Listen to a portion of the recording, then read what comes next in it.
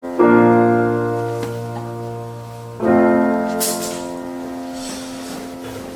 오늘 주시는 우리 하나님 말씀은 신약성경 마태복음 3장 13절에서부터 17절까지 있는 말씀을 보도록 하겠습니다. 마태복음 3장 13절에서부터 17절까지 말씀입니다. 이때에 예수께서 갈릴리로서 요단강에 이르러 요한에게 세례를 받으려 하신대 요한이 말려 가로되 내가 당신에게 세례를 받아야 할 터인데 당신이 내게로 오시나이까? 예수께서 대답하여 가라사대 이제 허락하라. 우리가 이와 같이 하여 모든 의를 이루는 것이 합당하니라 하신대 이에 요한이 허락하는지라. 예수께서 세례를 받으시고 곧 물에서 올라오실새 하늘이 열리고 하나님의 성령이 비둘기같이 내려 자기 위에 임하심을 보시더니 하늘로서 소리가 있어 말씀하시되 이는 내 사랑하는 아들이요 내 기뻐하는 자라 하시니라. 아멘. 네. 역사 지우기라고 하는 그런 말이 있습니다. 부끄러운 역사나 기억하고 싶지 않는 역사에 대해서 현대인들이 임의로 지우는 것을 말합니다. 특히 일본의 경우에는 여러분 역사를 왜곡하고 심지어 있었던 역사도 억지로 지우고 있죠. 군함도라고 하는 일본의 하시마 섬이 있는데 이 하시마 섬을 일본 사람들이 지금 세계문화유산 유네스코에 등재를 해서 세계문화유산으로 지정해달라고 요청을 했습니다. 그런데 이 하시마 섬은 슬픈 과거의 역사가 고스란히 묻어있는 그런 섬이에요. 조그마한 섬인데 그 섬에 석탄이 엄청나게 많이 매장이 되어 있어서 일본 사람들이 일제시대 때 이제 한국 사람들을 강제로 동원해가지고 그 하시마 섬에 집어넣어서 죽을 때까지 전혀 살아서는 나오지 못하게끔 죽을 때까지 강제 노동을 시킨 그 섬이 하시마 섬입니다. 근데 그런 슬픔의 역사를 고스란히 지워버리고 아름다운 그런 세계 문화유산으로 등재를 해달라 억지를 부리고 있습니다. 그래서 한국의 감독이 화가 나서 그 내용을 영화로 만든 것이 군함도라고 하는 그런 영화입니다. 여러분 역사는 왜곡되어서도 안 되고 또 지워져서도 안 됩니다. 역사는 역사 그대로 있어야 됩니다. 왜냐하면 당시에 진짜로 있었던 일이기 때문에 그렇습니다. 그래서 억지로 지운다고 해서 지워지는 것은 아니죠. 지금 우리가 사는 세상은 하나님 지우기가 진행되고 있습니다. 여러분 세상 사람들은 하나님이 어디 있어? 하나님은 없어 라고 주장을 합니다. 그리고 하나님이 없는 세상을 만들기 위해서 여러분 세계 곳곳에서 별의별 일들이 다 벌어지고 있습니다. 제가 우연히 한 기사를 읽었는데 태국에서 일어난 일입니다. 남자와 여자가 결혼해서 부부가 됐어요. 부부가 됐는데 아이가 없는 거예요. 아무리 노력을 해도 아이를 가질 수 없어가지고 이제 한참 고민을 하고 있었는데 마침내 아이가 생겼다는 거예요. 여기까지 들으면은 뭐 보통의 일입니다. 근데 문제는 그렇진 않아요. 누가 아이를 낳느냐? 남편이 아이를 낳은 거예요. 부인이 아이를 낳은 게 아니고. 그 이유가 어떻게 되느냐 하면 남자가 여자로 성전환을 하고 여자는 남자로 성전환을 해가지고 결혼을 한 거예요.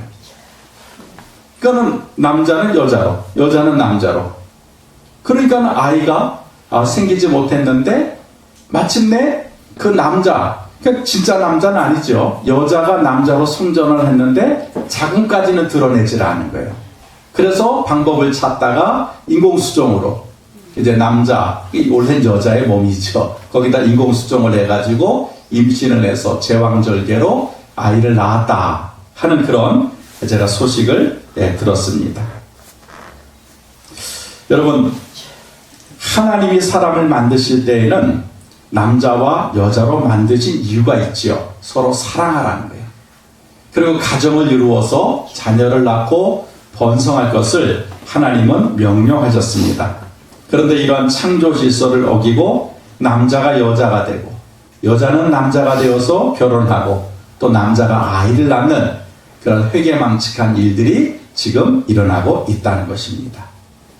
독일의 철학자인 니체는 하나님은 죽었다라고 말을 했습니다. 그리고 영국의 옥스퍼드 대학의 교수인 찰스 디킨슨이라고 하는 그 교수는 만들어진 신이라고 하는 책에서 처음부터 끝까지 주장하는 것이 뭐냐면 하나님은 없다. 사람이 만들어낸 것이지 진짜 하나님은 없다라고 주장을 하고 있습니다. 이런 움직임은 바벨탑 사건을 계기로 지금까지 계속해서 이어져 오고 있습니다. 인간 스스로가 하나님이 되고 싶고 하나님의 자리에 앉고 싶어서 하나님 지우기에 지금 전 세계가 열광하고 있는 것입니다. 동성애가 세계적인 유행으로 자리를 잡았습니다. 이미 북유럽이나 대부분의 나라에서는 동성 간 결혼을 허락하고 있습니다. 하나님이 만들어주신 건강한 가정의 모습을 훼손하고 왜곡시켜서 창조 질서를 교란시켜서 하나님이 없는 세상을 만들려고 하는 거예요. 억지로 역사를 지우듯이 억지로 하나님 지우기에 지금 세계가 지금 열광을 하고 있는 것을 볼 수가 있습니다. 코로나 사태로 인해서 가장 핍박을 받는 그런 종교가 무엇일까 봤더니 천주교도 아니고 불교도 아니고 기독교. 천주교와 불교에 대해서는 사람들이 굉장히 긍정적이고 호응을 하는데 기독교에 대해서만큼은 사람들이 불에 눈을 켜고 있어요. 요번에도 보니까는 목동에 있는 어느 교회에서 세미나를 하다가 목사와 성도들이 코로나에 감염이 되었다라는 소식이 나오자마자 인터넷과 SNS에 댓글이 달리기 시작합니다. 엄청난 공격을 하는 거예요. 뭐 말에 담을 수 없는, 입에 담을 수 없는 그런 공격을 합니다. 기독교를 핍박하고 혐오시설로 표현하고 있습니다. 지금 여러분 교회에서 무슨 일만 하면 반대하는 거예요. 그리고 목사와 성도 간에 조금만 불미스러운 일이 일어나게 되면 뭐 난리가 납니다. 세상이. 어떻게 그럴 수 있느냐 하면서 온갖 거친 공격을 하고 있습니다. 기독교를 믿는 사람을 무식하다라고 표현하고 또 세상에서 없어져야 될 그런 집단이라고 업신여기고 있습니다. 이런 생각의 배후에는 하나님이 없어져야 한다는 무신론이 자리를 잡고 있기 때문에 그렇습니다. 그래서 우리가 지금 자유로운 시대를 살고 있는 것 같지만 그 어느 때보다 여러분 심한 박해를 받고 있는 것이 오늘날 우리 기독교의 현실입니다. 근데 문제는 기독교가 오늘만 우리가 핍박을 받은 게 아니라는 거예요. 초대교회를 보게 되면 로마의 황제들이 얼마나 여러분 교회를 핍박을 했는지 몰라요. 그래서 생겨난 것이 순교자입니다. 엄청나게 많은 그런 순교자들이 여러분 로마 시대 때 일어났습니다. 지금도 세계 각국에서 기독교에 대한 박해가 끊임없이 벌어지고 있습니다. 여러분 청교도의 고향이라고 하는 영국에서는 이제는 선교사들을 추방하고 있어요. 그리고 신앙의 자유의 국가라고 하는 미국에서는 법적으로 이제 전도를 하지 못하도록 규정을 했습니다. 여러분 그렇게 융성했던 유럽의 교회들이 전부 다 문을 닫았어요. 여러분 아시아 지역에서는 불교와 이슬람교가 얼마나 기독교를 핍박을 하는지 교회가 여러분 설 자리를 잃고 있습니다. 이처럼 모든 세상 사람들이 하나님의 존재를 부인하고 거부하고 있다는 것입니다. 하나님이 없다고 생각하고 하나님이 어딨냐고 주장을 하고 있습니다. 물론 믿음이 없기 때문에 그리고 하나님을 만나지 못했기 때문에 얼마든지 그렇게 생각할 수가 있습니다. 문제는 이러한 사람들의 생각과 주장에 대해 우리 믿음의 성도들이 대하는 태도라는 거예요. 태도. 지금 한국교회는 여론의 눈치를 보고 사람들의 눈치를 보고 있어요.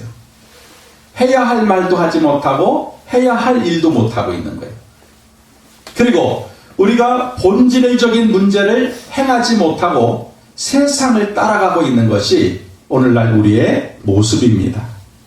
더 심각한 것은 하나님을 믿지 않는 사람이나 하나님을 믿는다고 주장하는 성도나 별 차이가 없다는 거예요. 누가 성도고 누가 불신자인지 구분하기가 힘이 듭니다. 그래서 예수님이 인자가 올 때에 세상에서 믿음을 보겠느냐라고 말씀하시고 탄식하신 것입니다. 지금 믿는 자가 귀한 시대고 믿음의 사람을 찾기 힘든 시대를 우리가 살아가고 있습니다. 그럼 변증가라는 게 있어요. 변호사와는 다릅니다. 이 변증가는 뭐냐면 자신이 확신하는 것에 대해서 상대방과 합리적으로 논쟁을 하는 사람입니다. 일종의 변호사와 같은데 변호사와는 좀 본질적으로 달라요. 여러분, 검사가 죄를 지적하면 변호사는 그 죄에 대해서 조목조목 반론을 해서 마침내 무죄로 이렇게 판명되도록 돕는 사람이 변호사잖아요. 변증가도 비슷합니다. 특별히 기독교 변증가라고 하는 사람은 무신론자나 이 타 종교를 주장하는 사람들의 그 주장을 하나하나 성경적으로 반박을 해서 기독교의 진리를 수호하는 사람이 기독교 변증가라 그래요. 유명한 기독교 변증가는 C.S. 루이스라고 하는 그런 사람이 있어요. 그 지금은 없어요. 그 세상 사람들이 무신론을 주장하고 또 다른 곳에도 구원이 있다라고 주장을 함에도 불구하고 지금 마땅한 그런 기독교 변증가를 찾아보기 힘듭니다. 왜냐하면 기독교 변증가가 되기 위해서는 학문이 풍부해야 돼요. 모든 것, 기독교만 아는 것이 아니라 타종교에 대해서 과학, 의학 다 알아야 돼요. 그런 경험이 많아야 돼요. 그러니까 사람들이 이 기독교 변증가는 힘들어. 신학교 교수들도 그거는 힘든 학문이야 라고 외면하다 보니까 이 기독교를 변증하는 사람들이 별로 없습니다. 그런데 기독교 변증가는 저와 여러분도 될 수 있어요. 우선 자격이 요구되는 것도 아니고 또 많은 학문이 필요한 것도 아닙니다. 얼마든지 충분히 우리가 할 수 있습니다. 그런데 사람들이 이 기독교에 대해서 변증하기보다는 부끄럽다고 숨고 불편하다고 피하는 것이 대세여서 지금 한국교회뿐만 아니라 세계의 교회가 공궁에 빠져 있는 것입니다. 그러므로 우리가 믿는 신앙에 대해서 성도들은 변증할 수 있어야 돼요. 나는 예수 믿는 사람이다. 나는 교회 다니는 사람이다. 당당하게 이야기를 해야 되는데 오늘 보게 되면 사회에 나가보고 또는 모임에 나가보게 되면 분명히 예수 믿는 사람이 있는데도 불구하고 자기가 예수 믿는다는 걸 감추고 있어요. 그리고 신앙 얘기 나오고 교회 얘기 나오면 숨어버려요. 그러니 여러분, 교회가 교회로서의 역할을 못하고 있는 것입니다. 여러분, 이렇게 부끄럽다고 숨고 손해본다고 피하게 되면 그러면 우리는 기독교에 대해서 변증을 할 수가 없습니다. 도리어 당당해야 되고 자신이 있어야 됩니다. 왜냐하면 하나님은 분명히 살아계시고 지금도 나와 함께하고 계시기 때문에 그렇습니다. 이제는 우리가 숨을 때가 아니라 나서야 될 때예요. 그리고 선포해야 됩니다. 더 나아가 이제 싸워야 돼요. 그래야 여러분 기독교를 여러분 많은 사람들에게 여러분 우리가 증거할 수 있지 않겠습니까? 그 싸우는 방법이 마태복음 5장 13절에서부터 16절까지 기록이 되어 있는데 여러분이 너무나도 잘 아는 말씀이에요. 너희는 세상의 소금이니 소금이 만일 그 맛을 잃으면 무엇으로 짜게 하리요? 후에는 아무 쓸데없어 다만 밖에 버리어 사람에게 밟힐 뿐이라. 너희는 세상의 빛이라. 산 위에 있는 동네가 숨기우지 못할 것이요 사람이 등불을 켜서 말 아래 두지 아니하고 등경 위에 두나니 이러므로 집안 모든 사람에게 비추느니라. 이같이 너희 빛을 사람 앞에 비추게 하여 저희로 너희 착한 행실을 보고 하늘에 계신 너희 아버지께 영광을 돌리게 하라 라고 말씀하고 있습니다. 성경은 뭐라 그래요? 우리는 세상의 소금이고 세상의 빛이다. 그래서 녹아지고 드러나야 된다라고 말씀하고 있습니다. 소금은 자신을 녹여야 맛을 내고 빛은 자신을 태워야 밝히게 됩니다. 그래서 여러분 소금과 빛은 희생하는 삶이고 헌신하는 삶을 의미합니다. 성도는 세상에서 소금이 되고 빛이 되어야 돼요. 다시 말하면 이 세상을 향하여서 녹아지고 여러분 태워져야 된다는 거예요. 그래서 우리를 공격하는 불신자나 이방인들을 미워하고 싸울 것이 아니라 사랑하라는 거예요. 그리고 그들을 위해서 희생하고 헌신하라는 거예요. 여러분 이것이 믿음으로 싸우는 첫 번째 방법이라는 것입니다. 두 번째는 착한 행실을 통해서 하늘에 계신 하나님께 영광을 돌리는 삶을 살라는 거예요. 여러분 세상 사람들은 악한 일만 합니다. 그런데 성도들은 착한 일을 해라는 거예요. 착한 일. 세상 사람과 구별이 좀 되라는 거예요. 여러분 백로는 까마귀가 놀아서는 안 됩니다. 그리고 까마귀가 하는 행동을 따라해서도 안 됩니다. 백로는 백로로 살아야 돼요. 마찬가지로 성도는 성도의 삶을 살아야 됩니다. 그래서 착하게 살아야 돼요. 착하게. 이게 중요하다는 거예요. 왜냐하면 세상 사람들은 악한 행실로 살면서도 우리 믿음의 성도들에게는 너희들은 그래도 착하게 살아야지 라고 요구를 한다는 거예요. 자신들은 온갖 못된 일을 다 하면서도 교회 다니는 사람들은 착하게 살아야 된다고 요구를 합니다. 그리고 우리가 착하게 살지 않으면 비난하고 공격하는 거예요. 여러분 그 이유가 뭔지 아십니까? 세상 사람들이 생각하기를 교회와 성도는 그래도 우리보다는 깨끗해야 된다는 거예요. 우리는 예수 안 믿기 때문에 더러워도 되지만 너희는 교회 다니고 너희는 예수 믿으니까 그래도 너희는 착하게 살아야지 우리에게 도덕을 요구하고 있는 거예요. 자기들보다 더 높은 도덕성을 요구하고 있다는 사실입니다. 그래서 우리가 착하게 살아야 돼요. 여러분 우리가 세상 사람과 똑같으면 믿음 생활한다는 것이 아무 의미가 없습니다. 달라야 돼요. 그리고 더 높은 도덕성을 가져야 됩니다. 그래야 우리가 세상과 싸워서 이길 수가 있는 것입니다.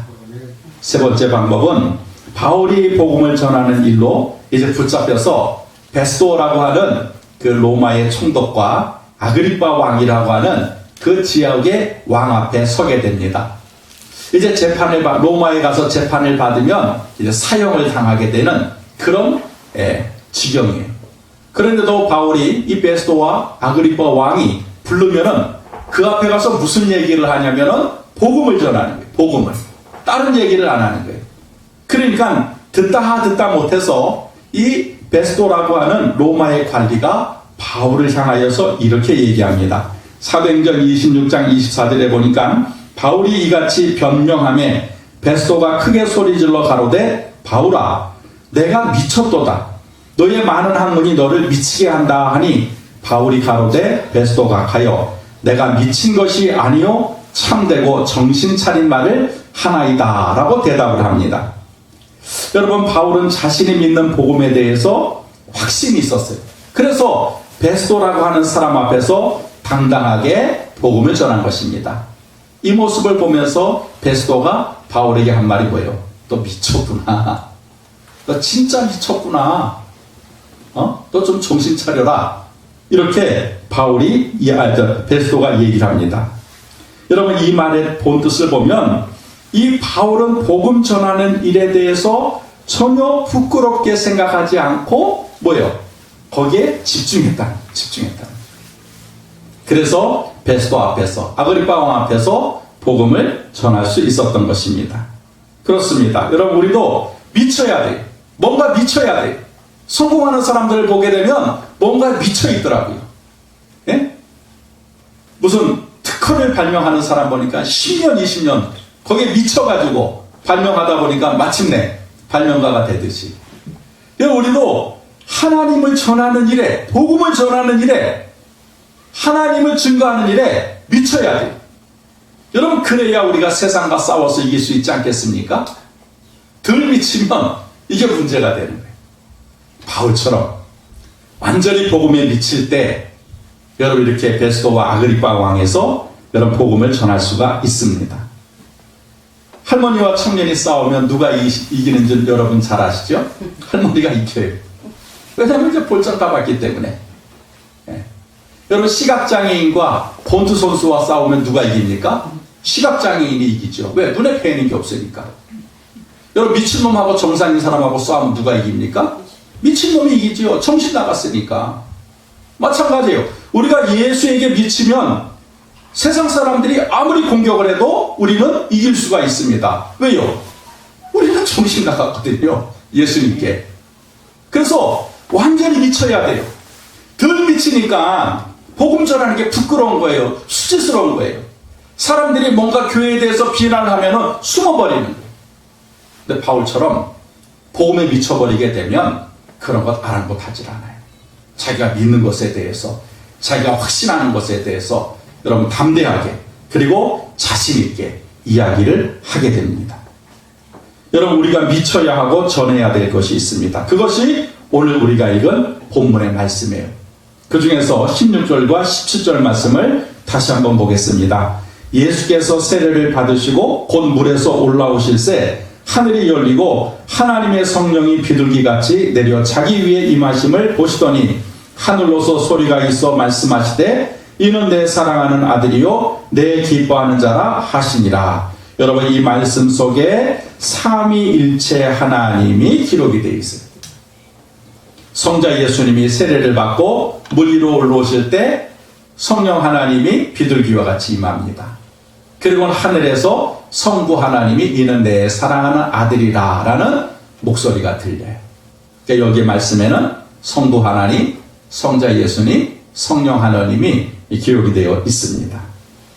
따라서 우리가 여러분 복음을 전할 때 무엇을 전해야 되느냐? 이 삼위일체 하나님을 전해야 된다는 거예요. 첫째는 성부 하나님을 증거해야 됩니다. 어떻게 증거해야 되느냐? 다른 거 아니에요.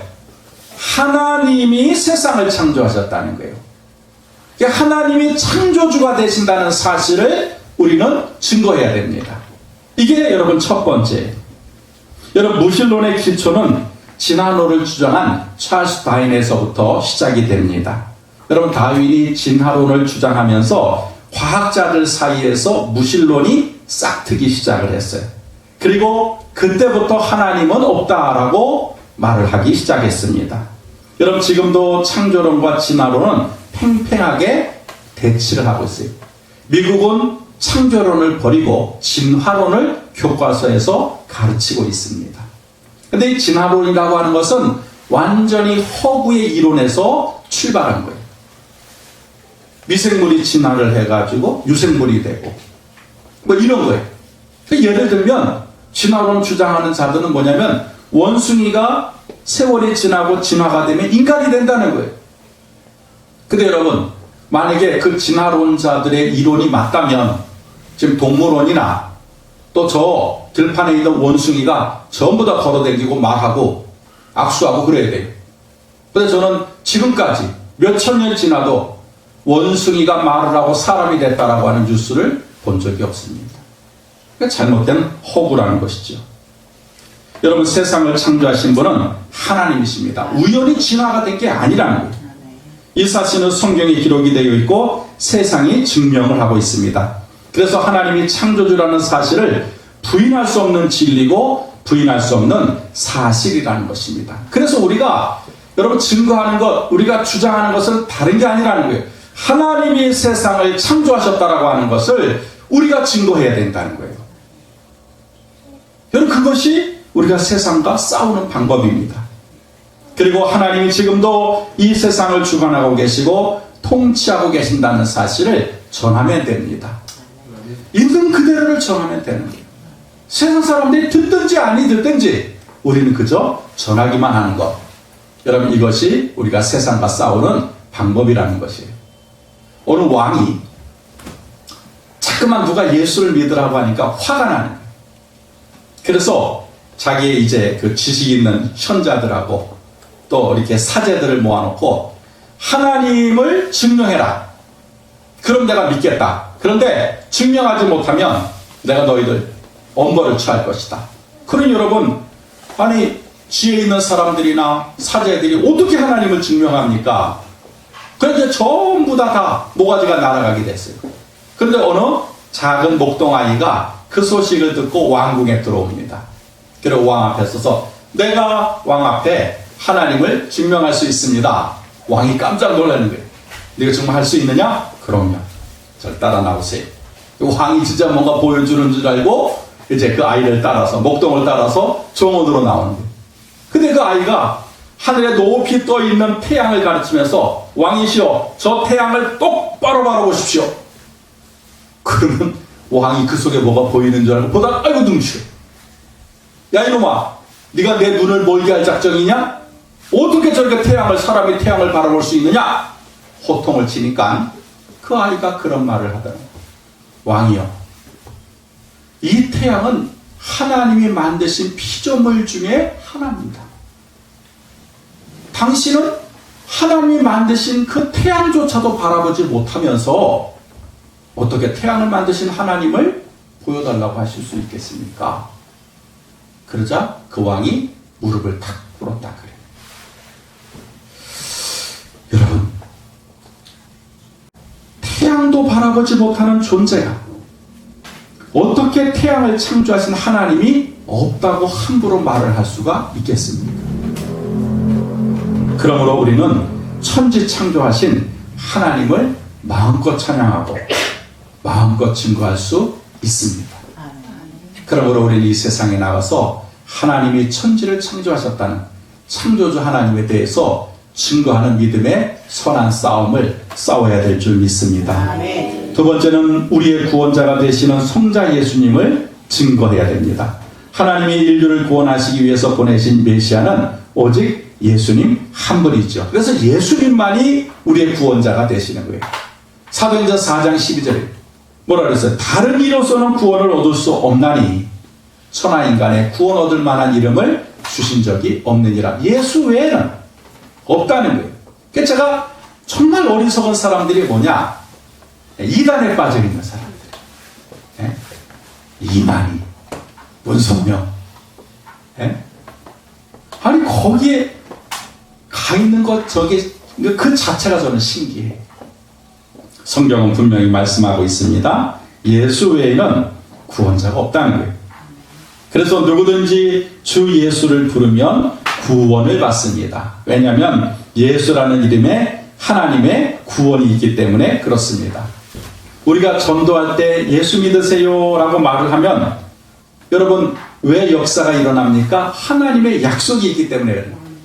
누구든지 주의 이름을 부르는 자는 구원을 얻으리라 그랬잖아요.